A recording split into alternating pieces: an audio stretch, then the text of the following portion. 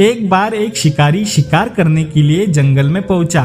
उसने अपने तीर पर बहुत ही खतरनाक जहर लगाया और शिकार को निशाना बना करके उसने तीर को छोड़ा, लेकिन उसका तीर चूक गया और तीर एक पेड़ पर जा लगा।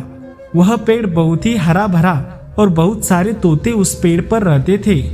जैसे ही वह जहरीला तीर उस पेड़ पर जाकर लगा, वह पेड़ धीरे धीरे सूखने लगा और उस पेड़ पर जो भी तोते रहते थे वह एक एक करके उस पेड़ को छोड़कर जाने लगे। उस बड़े से पेड़ के कोटर में एक बहुत ही बूढ़ा तोता रहता था, जो बहुत ही धर्मात्मा और अच्छे मन का था।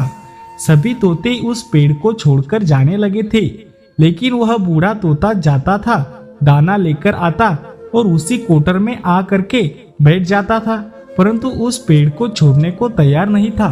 बूढ़े तोते के साथियों ने कई बार आके उसे समझाया कि यह पेड़ सूख रहा है और किसी दिन गिर भी जाएगा, चलो किसी और पेड़ पर चलकर रहा जाए, परंतु वह बूढ़ा तोता वहां से जाने को तैयार नहीं हो रहा था। अब यह बात देवराज इंद्र तक पहुंची। उन्हें बताया गया कि एक तोता है, वह जिस पेड़ पर रहता है उस पेड़ पर एक जहरीला तीर लगने के कारण सूखने, गिरने और खत्म होने के कगार कर आ गया है, और एक बूढ़ा तोता अभी भी वहीं पर रह रहा है। वह दाना लेकर आता है और वहीं पर रहता है, जबकि उस जंगल में बहुत सारे पेड़ है, लेकिन वह उसी पेड़ पर रह रहा है। देवराज इंद्र प्रकट हुए और उस बूढ़े तोते से कहने लगे कि आप बहुत धर्मात्मा है, बहुत ही अच्छे मन के हैं, लेकिन आप इस पेड़ को छोड़कर किसी और पेड़ पर चले जाइए, क्योंकि यह पेड़ कुछ ही दिनों में गिर जाएगा।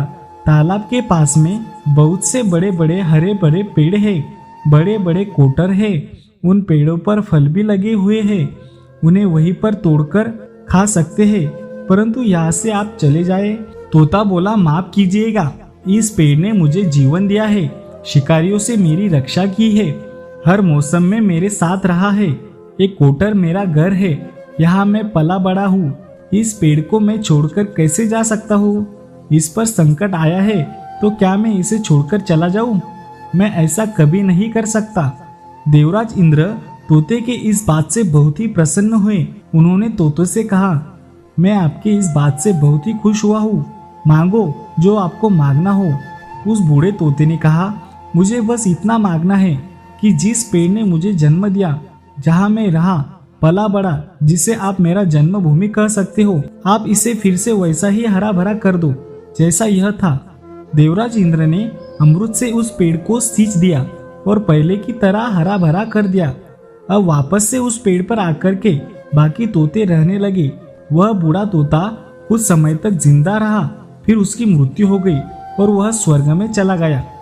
दोस्तों, यह कहानी से हमें सिखाती है कि जब भी किसी इंसान का बुरा दौर आता है तो इमोशनली वह टूटा हुआ होता है, उसे किसी की सहारे की जरूरत होती है, किसी की आवश्यकता होती है।